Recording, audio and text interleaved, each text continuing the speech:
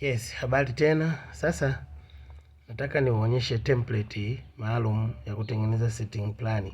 Template hii utaipata kwenye mfumo wetu wa matokeo wa EduScore. Ukiingia pale ndo utaipata template hii.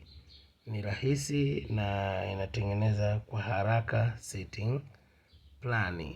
Nianze kuifungua sasa hapa.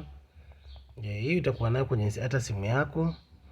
Unaona kama unavyoiona hapa. Wewe hapa utakachokuwa unakifanya ni kuingiza namba tu kama hivi, unaona hapa utaingiza namba zako hapa mpaka mwisho. Lakini hapa utajaza jina la shule, setting plan ya labda hapa utajaza kichwa cha habari unavyoona wewe kinafaa. Hapa utaandika somo labda na mkondo, utavyoona wewe inafaa utakavyojaza hapa. Ukijaza hapa huko utakuja kujaza namba. Sasa namba utajaza kulingana na darasa lako. Darasa lako utaliangalia. Mfano darasa lako unatumia mikondo minne kama hapa, kuna mikondo minne. Unatumia kolamu 4. Yaani kwenye darasa lako unatumia mistari minne ile ya madawati. Kwa utajaza hapa na mlango utaangalia kama mlango upo kulia kwenye hilo darasa basi utajaza hapa. Kama mlango uko kushoto utajaza hapa. Hiyo mistari minne, lakini hapa kama darasa lako linatumia mistari mitatu utajaza hapa, mlango ukiwa kulia, mlango ukiwa kushoto utajaza pia hapa. Ukishamaliza kujaza hizi namba kama unavyoona hapo, utakwenda hapa chini print hapa.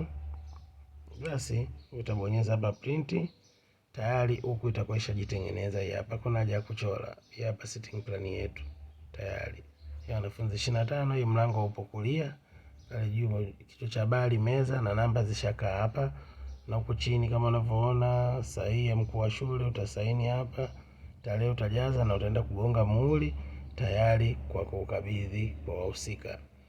Tuko pamoja. Hiyo ndo setting plan yetu tumeitengeneza kwa kutumia hii template maalum. Yaani ni simple tu, wewe kazi yako ni kuingiza namba tu hapa.